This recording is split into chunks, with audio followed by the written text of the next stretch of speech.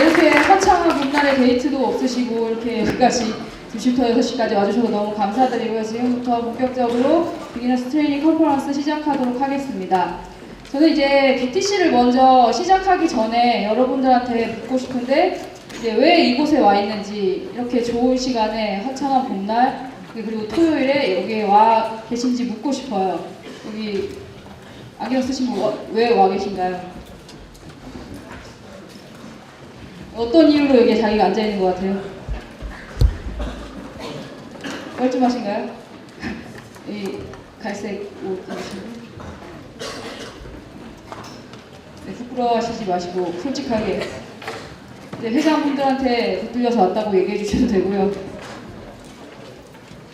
네, 두 분 다 신입 회원분들이라서 아직 되게 쑥스러워하시는데, 저는 이제 좀 이번 BTC에서 여러분들이 이 답을 여기서 얻고 가셨으면 좋겠어요. 내가 왜 사이프를 시작을 하게 됐는지, 그리고 내가 이 조직 안에서 어떻게 성장을 할 건지, 나의 스토리를 어떻게 그려 나갈 것인지에 대해서 이번 BTC를 통해서 좀 해답을 얻고 가셨으면 좋겠고요. 그래서 이번 BTC 때 조금 체크리스트를 제가 작성을 해봤어요. 3가지밖에 안 되는데, 이제 첫 번째로 사이프에 대해서 정말 제대로 이해하기. 왜냐하면 어떤 조직에 들어와서 자기의 조직에 대한 이해가 정확하게 없으면 자기의 그런 동기부여가 떨어질 수도 있고, 그 조직에 대한 어떤 충성도라든지 자기의 그런 능동성이라든지 그런 게 떨어질 수 있기 때문에 이번 BTC를 통해서 사이프를 정말 제대로 알고 내가 어떤 사이프를 그려나갈 것인지에 대해서 좀 명확히 그림을 그리셨으면 좋겠고, 이제 두 번째로는 나의 사이프 스토리 그리기인데요. 이제 굉장히 스펙도 지금 많이 평준화되어 있고 사람들이 굉장히 우리 나라 대학생들이 바쁘게 살고 있는데, 이제 사이프 안에서만큼은 여러분들이 자신의 스토리를 가지고 정말 내가 이거는 강점이다 할 수 있을 만큼의 스토리를 여러분들이 가져가셨으면 좋겠고, 이번 BTC를 통해서 그런 스토리를 어떻게 그려나갈 것인지 자기의 계획을 머릿속에서 좀 그려보는 시간을 가지셨으면 좋겠고요. 이제 세 번째로는 싸구심인데요. 싸구심 제가 읽어드릴게요. 이제 명사로서 사이프 또는 사이프와 관련되어 있는 것에 대하여 스스로 그 가치나 능력을 믿고 당당히 여기는 마음이라고 제가 지었습니다. 그래서 이번 BTC에서 여러분들이 정말 사이프에 대한 자신감, 그리고 자신에 대한 자신감, 그래서 사이프 활동을 통해서 내가 어떤 자부심을 가지고 가치를 실현을 해 나갈 것인지에 대해서 그 싸구심을 정말 마음 한가득 안고 나가셨으면 좋겠고요. 그래서 좀 BTC를 통해서 이 3가지는 좀 빠뜨리지 않고 내가 챙겨가야겠다, 그렇게 그림을 그리면서 이제 세션을 들으시면 좋을 것 같습니다.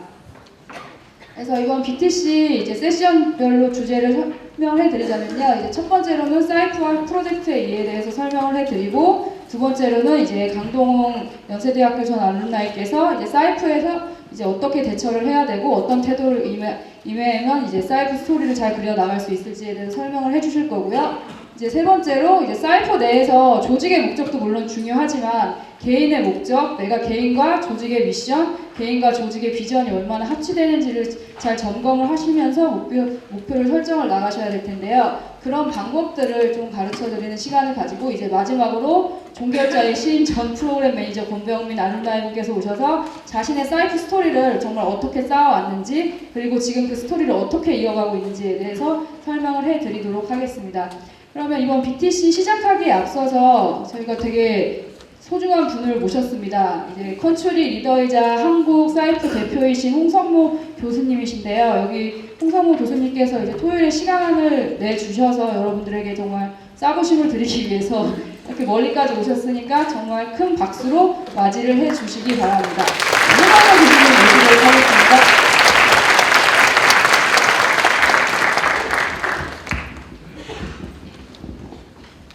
네, 안녕하세요.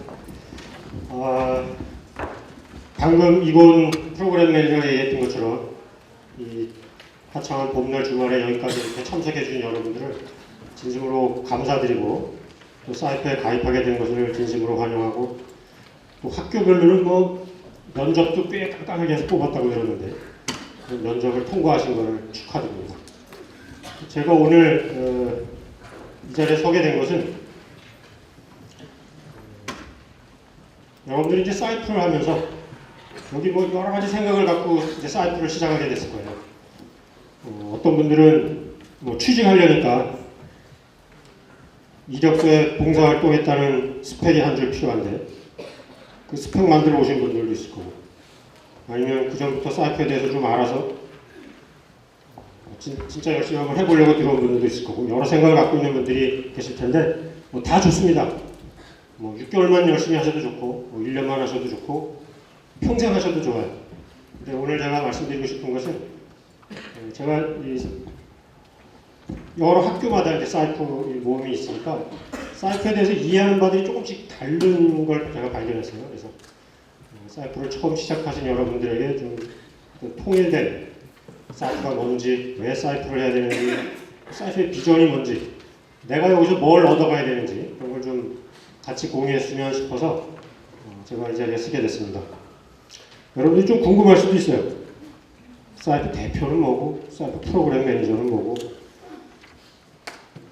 저 사람은 강원대학교에 있다는 분이 왜 여기까지 와서 저러고 있나 궁금하실 수 있는데, 자, 사이프는 그냥 단순한 여러분들 대학교에 있는 그런 작은 동아리가 아닙니다. 하고 뭐 그냥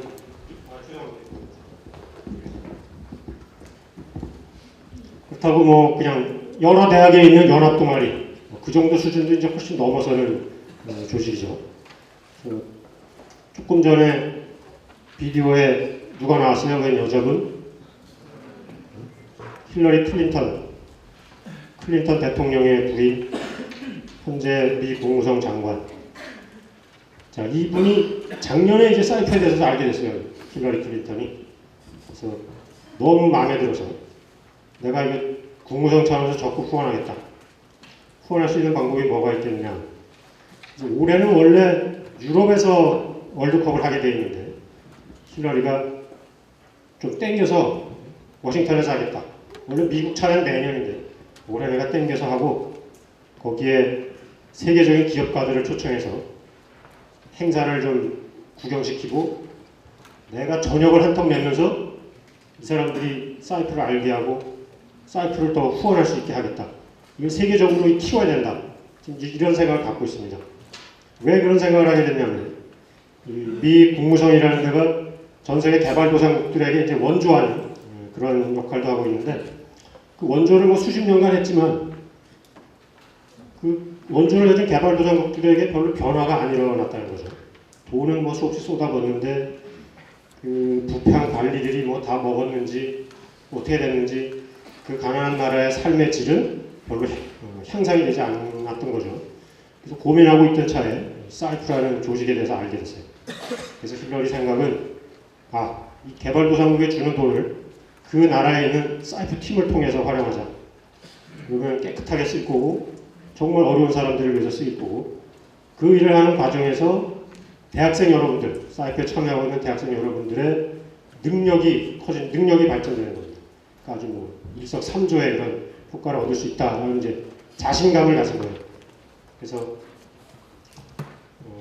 이번 9월 30일부터 해서 10월 1일 동안 워싱턴에서 행사를 하게 되는데 그때 미 국무성뿐만 아니라 유엔하고 월드뱅크 또 이제 같이 참여하기로 뭐 확정된 건 아닌데 거의 뭐 진척이 다 돼가고 있다고 합니다. 근데 우연하게도 유엔 사무총장하고 월드뱅크 총재가 또 한국분이죠. 그래서 한국이 중요한 역할을 하게 되는 그런 행사가 될 것 같아요.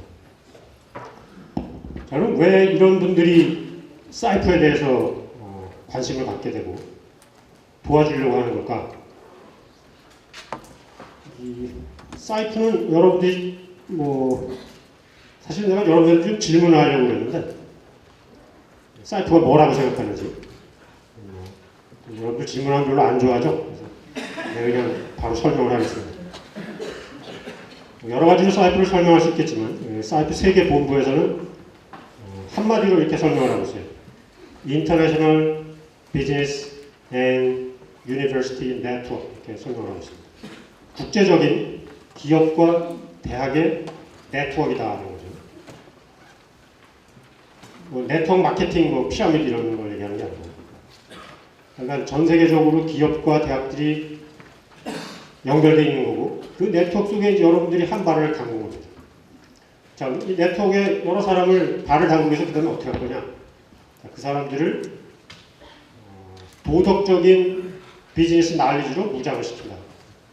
그 네트워크에 참여한 사람들을 도덕적인 비즈니스 스킬로 훈련을 시켜서 그래서 뭐 할 거냐? 지역사회에 어려운 사람들을 도와서 그 사람들의 삶의 질이 더 나아질 수 있도록 더 긍정적인 세상이 될 수 있도록 한다. 굉장히 뭐 거창해 보이는데 여러분들 아무튼 그런 생각이 들 거예요. 아, 내가 세상을 변화시켜? 부모님이 너 공부는 안 하고 왜 사이퍼 들어갔어? 세상을 변화시키려고 그러는데 너나 변화해라 이러면 안 돼요. 근데 궁극적으로 여러분들이 변하는 겁니다. 여러분들이 세상을 변화시키기 너무 아직 힘이 없죠. 그렇지만 여러분들 힘만으로는 안 되는데 여러분들하고 여러분들 후원하는 기업 지금 국내에 후원하는 기업 10개가 지금 있고 미국 같은 경우는 뭐 220개 기업이 후원을 하고 있고 그리고 정부가 후원하는 나라들이 꽤 있어요. 정부. 그다음에 이제 언론나이 여러분들 선배들 졸업한 사람들 지금 한 1000명 정도 국내에 한 1000명 정도의 언론나이들이 있습니다만 10년 정도 지나서 이 언론나이 네트워크가 뭐 10,000명 20년 후에 2, 3만 명 이렇게 되면 여러분들은 정말 큰 네트워크에 가담을 하게 돼 있는 거고 아주 현실적으로는 그분들한테 뭐 취업하는 데 도움을 얻을 수도 있고 아니면 직장을 잡았는데 직장을 옮기는 데 도움을 받을 수도 있고 현실적인 도움부터 시작해서 이 세상을 좀 더 살기 좋게 만든다는 아주 거대한 가치에 동참할 수 있게 되는 거죠. 사이프는 여러분들이 여기 다 신입회원입니까? 신입회원 아닌 분들 99%는 신입회원들이에요.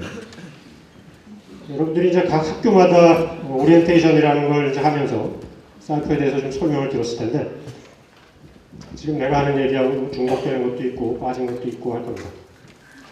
근데 이제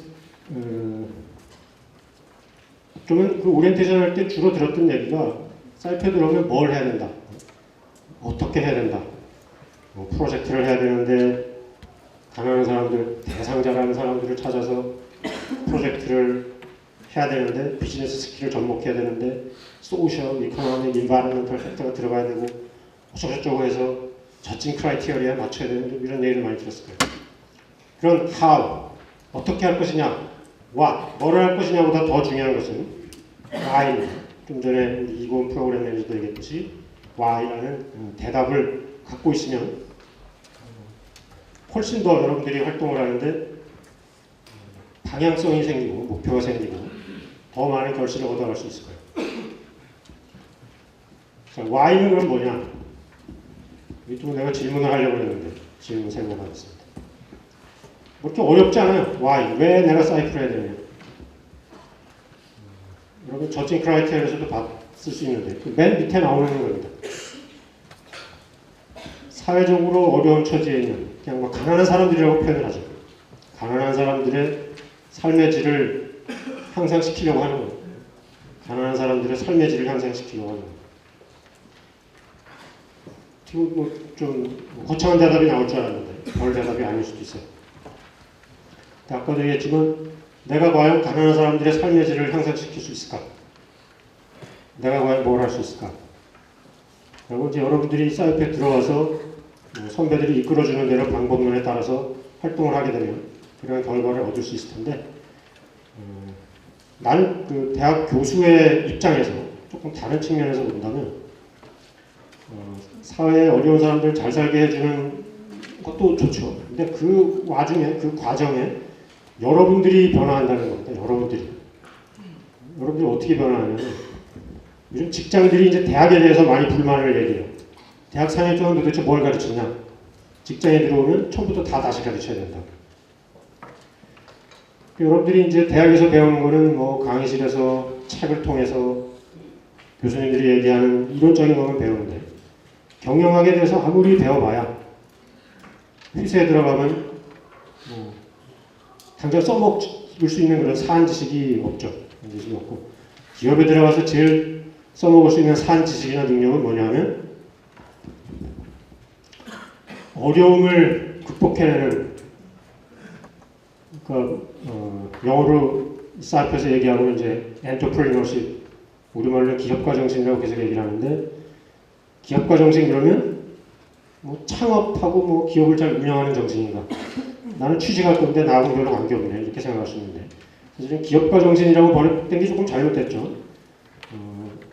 enterprise라고 하는 것은 기업이라는 뜻도 있지만 모험 이런 뜻도 있고, 엔터프리너라고 하면 일반 기업가를 얘기하는 게 아니라 정말 어려움을 극복하고 기업을 일으킨 이런 사람들을 얘기하는 거죠. 그래서 그것을 번역한 기업가 정신이라고 하는 것은 어떠한 어려움이 닥쳐도 내가 극복해낼 수 있는 그런 능력이 생긴다는 겁니다. 그래서 사이프 학생들이 아주 그 현실적인 얘기를 한다면 취업에도 많이 도움이 됩니다. 미국 같은 경우는 월마트, 세계 최대 유통망이죠. 우리나라로 치면 이마트 같은 건데, 그 월마트에서는 신입사원의 50%를 사이프 학생들 미국 내셔널 컴피티션 할 때 그 자리에 와서 그 자리에서 인터뷰에서 그냥 뽑아가요. AIG 보험회사 남아프리카 공화국에서는 그냥 100% 사이프 학생들을 뽑아갑니다. 왜 그렇게 사이프 학생들을 뽑냐 하니까, 일단 뭐 교육을 좀 덜 해도 되고 어려운 데를 시켜도 잘하고 뭐 쉽게 회사를 떠나지 않는데요. 그래서 월마트가 전 세계적으로 사이프를 제일 열심히 도와주고, 월마트 회장이 전 세계 사이프 이사회 회장을 맡고 있습니다만, 그분 얘기가 그래요. 사이프 학생들을 뽑으면 회사 입장에서 그 사이프에 많이 후원을 하고 있지만 그 후원금 이상으로 자기들이 뽑아갈 수 있다. 미국 같은 경우는 그 신입사원 채용하려면 전국적으로 뽑으려면 전국을 돌아다니면서 인터뷰해야 되고 교육시켜야 되고 한 6개월 다니다 그만두고 손해가 많죠. 사이트 내셔널 컴피티션 할 때 와서 몇백 명 뽑아버리면 뭐 학생들 인터뷰하는 비용도 줄고 교육하는 비용도 줄고 또 턴오버 레이트도 낮아서 오래 또 할 수 있다. 이제 그런 얘기를 제가 직접 들었습니다. 우리나라에서도 이제 그런 예들이 조금씩 생기고 있어요. 우리나라에서는 이제 사이프가 생긴 지 6년, 7년 이렇게 되다 보니까 기업들이 잘 모르는 기업들도 많은데, 작년 내셔널 컴피티션 할 때는 LG전자 인사부에서 와서 여러분들 이름 다 적어놨어요. 그리고 그 여러분들 선배 중에 한 명, 모 학교에 사이프 회장을 하던 학생이 그 학생은 사이프를 열심히 해가지고 소위 말하는 스펙이 별로 안 좋았어요. 학점도 안 좋고 뭐 토플 성적도 안 좋고 이제 그랬는데, 서류를 냈는데 현대카드에서 면접하러 오라 그래서 떨어질 줄 알았는데 면접하러 오라 그래서 이제 갔더니 그 면접하는 임원이 제일 먼저 묻는 얘기가, 자네는 이 성적 가지고 무슨 배짱으로 우리 회사에 지원을 했나 이렇게 물어보시더라고요. 그래서 할 말이 없어가지고 잠깐 머뭇거리다가 오히려 공격을 했습니다. 그럼 저같이 성적이 형편없는데 저를 왜 불러주셨습니까? 거꾸로 질문을 했더니 그분 말씀이, 자네 사이프를 했다 그래서 얘기를 좀 들어보려고 불렀다. 뭐 신났죠? 사이프 할 얘기 너무 많으니까. 회장까지 하고 뭐 너무 열심히 했던 친구는 사이프 얘기를 막 했더니 합격이 됐어요. 그게 바로 스토리라는 거예요. 스토리. 요즘 기업들이 뭐 스토리 타령 많이 하죠. 여러분들은 뭐 준비할 게 없으니까 학점에 토플에 이 정도만 자꾸 준비하는데, 저도 회사를 좀 다녔어요. 대학에 온 지는 이제 5년 반 됐고, 그 전에 후원 기업의 삼정 KPMG에 근무를 하고 있었는데, 사람 나도 많이 뽑아보고 인터뷰 해봤는데 학점 4.5에 가까운 학생들 좀 징그러워요. 이 학생들 회사 데려놔도 일은 안 하고 공부만 할 것 같아요. 토익 970, 980. 그래도 영어 미국 사람 앞에서 말 못하는 거 다 알아요. 문제 푸는 건 잘하는데 영어는 어차피 잘 못하는 거 다 알고. 정말 우리가 원하는 거는 이 사람이 자기 자신을 좀 특화시킬 수 있는 그 스토리가 뭐냐. 스토리가 뭐냐고 자꾸 물어보니까 대부분 자기소개서 해보면 어떻게 써있어요?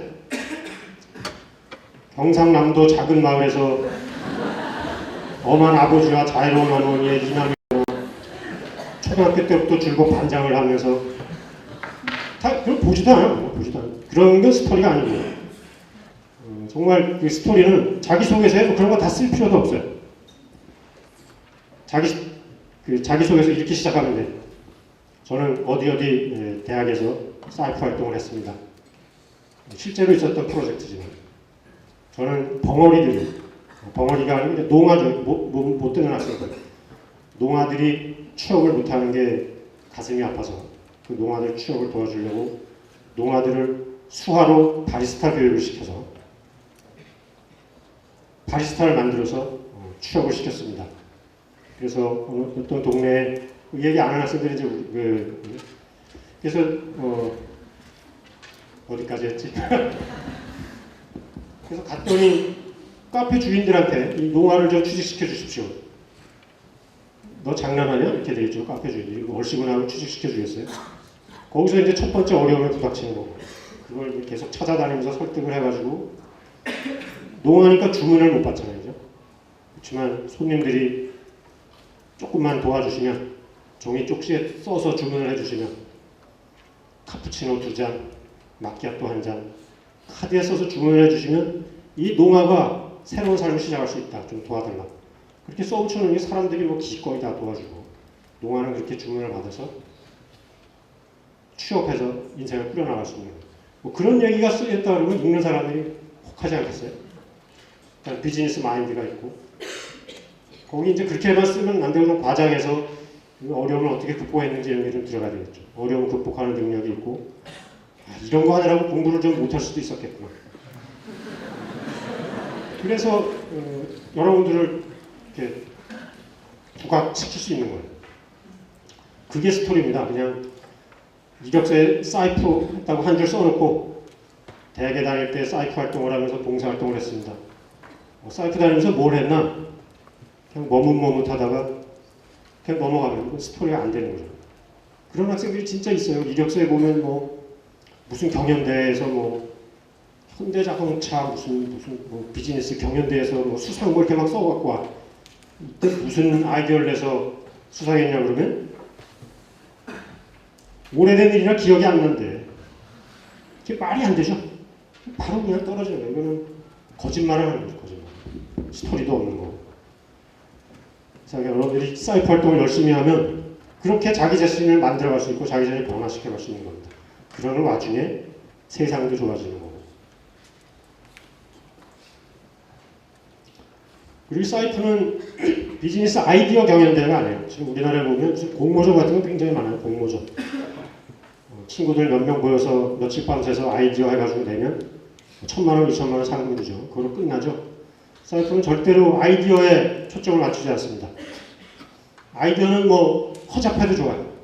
그러나 그 결과로 진짜 가난한 사람들의 삶을 얼마나 변화시켰는지 그걸 가지고 오라는 거죠. 저칭 크라이테리아 뭐 여러 가지 있지만 그건 다 부차적인 거예요. 다 부차적인 거예요.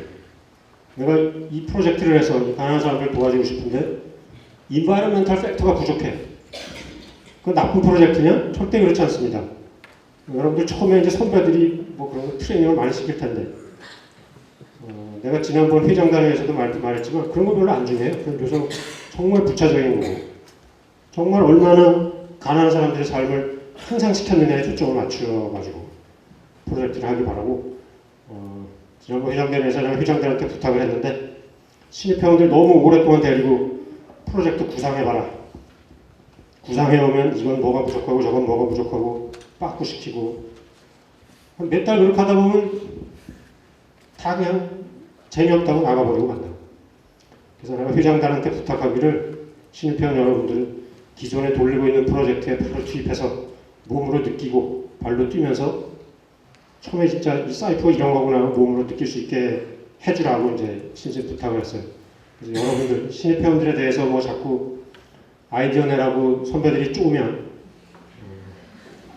나한테 이른다 그러죠. 진짜 이 사이프는 앉아서 머리로 하는 게 아니에요. 머리로 하는 게 아니고 진짜 발로 뛰고 가슴으로 느끼는 겁니다.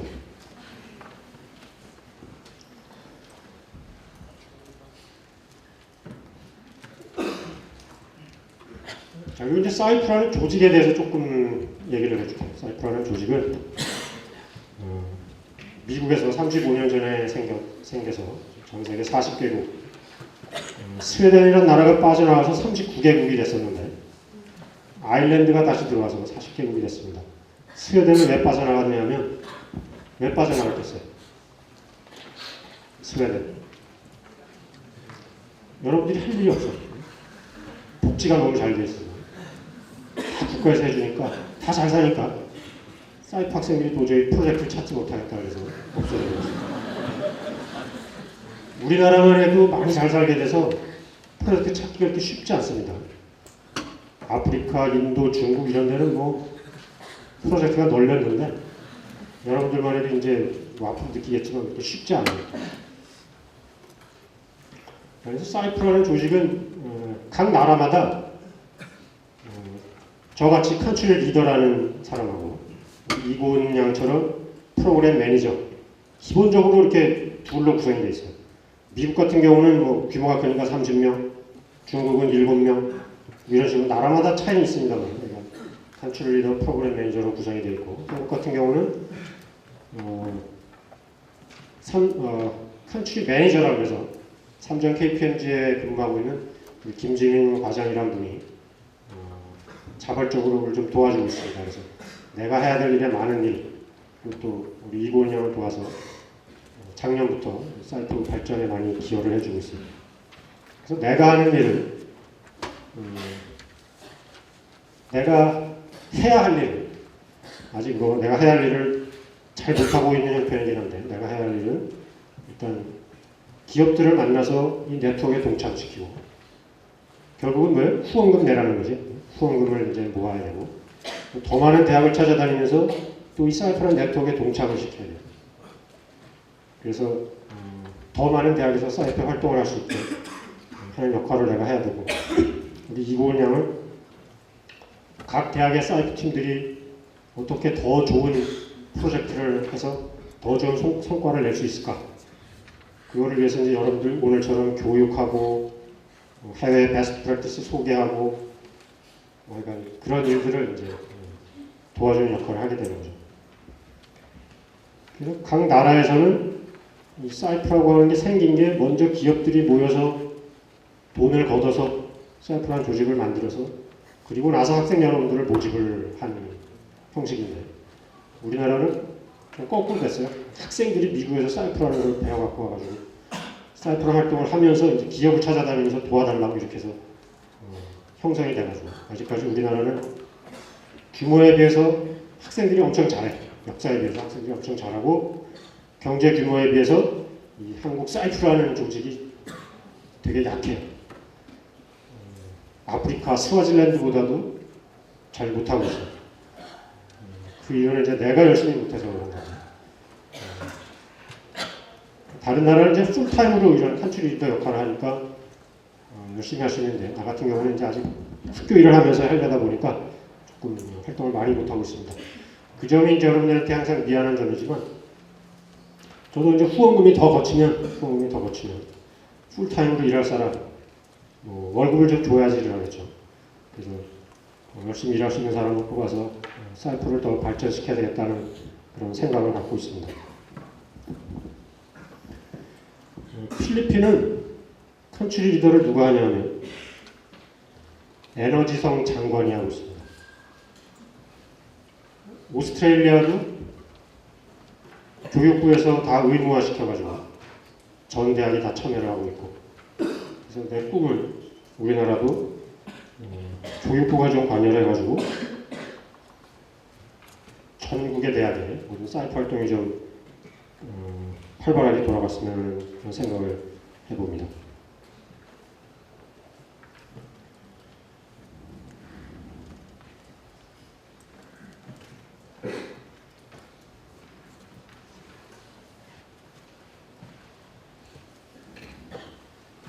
그래서 여러분들은 뭐 작은 동아리, 봉사 동아리에 참여한 게 아니에요. 아까도 얘기했지만 전 세계 40개국에 있는 거대한 네트워크에 이제 들어온 겁니다.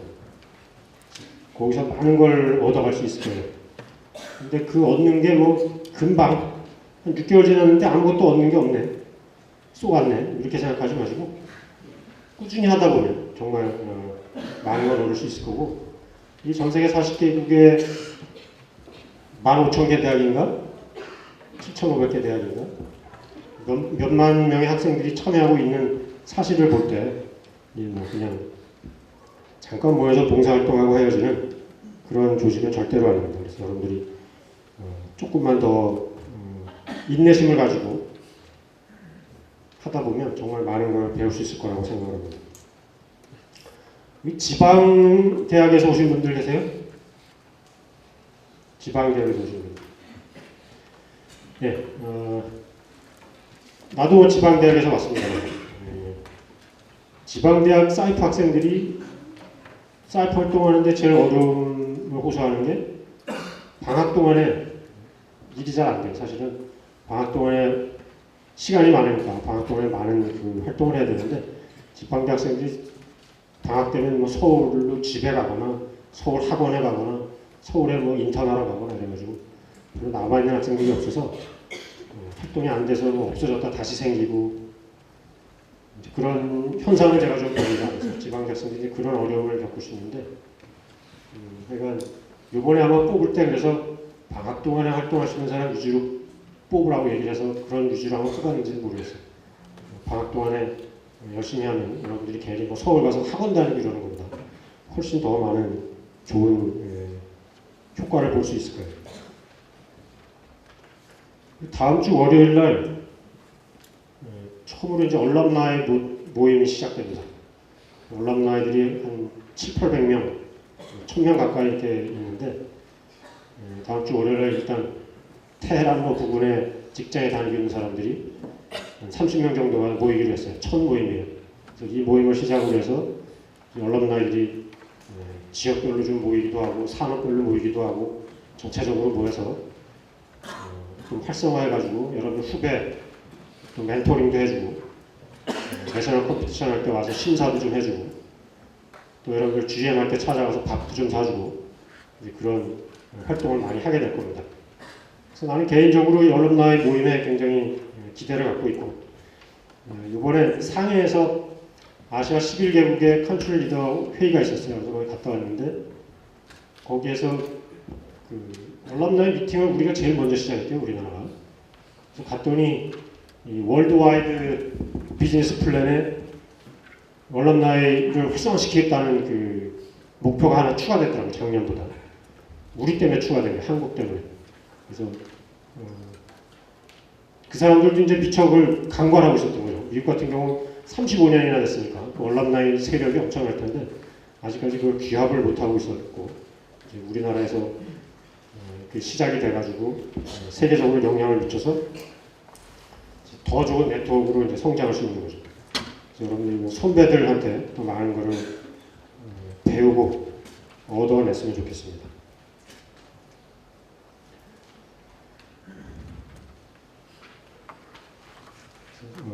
내가 하고 싶은 얘기를 거의 다 했는데 시간이 어떻게 조금 더 되나? 조금 더 해도 돼? 내가 그 한 가지만 더 얘기를 하겠습니다. 이거는 사이프하고 직접적인 관계는 없지만 여러분들이 인생을 살아가는데 좀 도움이 됐으면 해서 하는 얘기인데 이번에 상하이에서 모임을 할 때 컨트리 리더들한테 책 한 권씩 읽어오라고 그랬어요. 이렇게 두꺼운 책에서 이걸 또 읽어오라 그러나 귀찮아서 읽기 시작했는데 10페이지 읽으면서 빠져들어갔어요. 나도 모르게. 그 책 제목은 Great by Choice. 선택에 의해서 위대해질 수 있다는 겁니다. 위대하다는 건 타고난 게 아니라 그 작은 선택들이 모여서 위대해질 수 있다는 겁니다. 몇 년 전에 Good to Great라는 책이 있었어요. 훌륭한 기업에서 위대한 기업으로 번역이 돼서 알고 있는 분들 많이 있을 겁니다. 그 책을 쓴 스탠포드 대학의 교수가 30년 동안 유난히 남보다 잘 나가는 기업들을 분석했어요. 도대체 특징이 뭐냐. 여태까지 그 책이 나오기 전까지는 대부분 잘 되는 기업의 특징은 뭐예요? 잘 되는 기업의 특징은 이노베이션이라고 했어요. 이노베이션. 그죠? 말 많이 들어봤죠. 이노베이션, 크리에이티비티, 체인지, 혁신, 변화, 창조. 이래야 기업이 잘 되나 보다 이렇게 이제 다들 알고 있었는데 이 사람이 30년 동안 잘 나간 기업들 쫙 분석해 보니까 그게 아니더라. 정반대더라는 겁니다.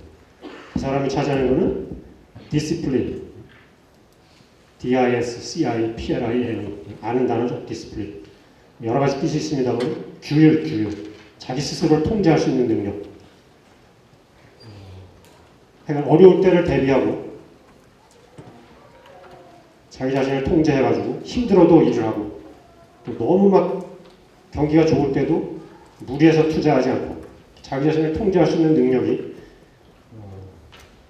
가장 기업을 성공시킬 수 있는 요인이었다 이렇게 얘기를 하면서 일화를 하나 소개를 해주는데 아문젠이라고 남극인지 북극인지 둘 중에 하나에 정복한 사람이 있어요.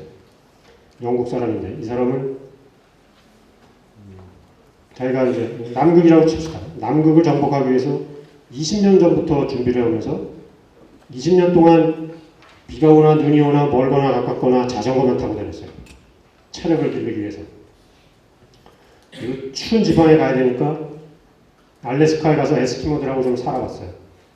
지금은 우리가 에스키모들이 어떻게 사는지 다 알지만 그 당시만 해도 뭐 이 통신이라든지 TV 같은 것도 없었고 책도 잡지 같은 것도 없고 하니까 에스키모들이 어떻게 사는지 잘 모르는 거죠. 가서 보니까 제일 먼저 발견한 게 썰매를 개가 끄는 게 이상했어요. 문명사회에서는 썰매를 뭐 말이나 나귀가 끄는데 알래스카에서는 개가 끌더라는 거죠. 야, 여기 추워서 말들이 살지 못해서 개가 끄나 이렇게 했는데 연구해 보니까 개들이 땀을 안 흘린대요. 혀를 헥헥거리면서 체온을 발산하기 때문에 땀을 안 흘리는데 추운 지방에서 땀을 흘리면 치명적이라는 거죠. 땀을 흘리면 어니까. 그래서 이제 그래서 나도 남극에 갈 때 그럼 개로 썰매를 끓여야 되겠구나. 그다음에 개가 또 하나 좋은 게 남극이라는데 기후가 뭐 너무 워낙 막 변하니까 개썰매 끌고 나갔다가 밤에 갑자기 눈보라가 쳐가지고 뭐 며칠 집에 못 오게 되면 먹을 거 별로 없으면 개를 줄 수는 없잖아요. 사람만 먹으면 개 중에 일부가 굶어 죽는단 말이에요. 개 중에 일부가. 다른 개들이 그 죽은 개를 잡아먹고 살아남아서 썰매 끌고 이제 올 수가 있는 거예요. 그런 또 있잖아요. 그리고 에스키모들은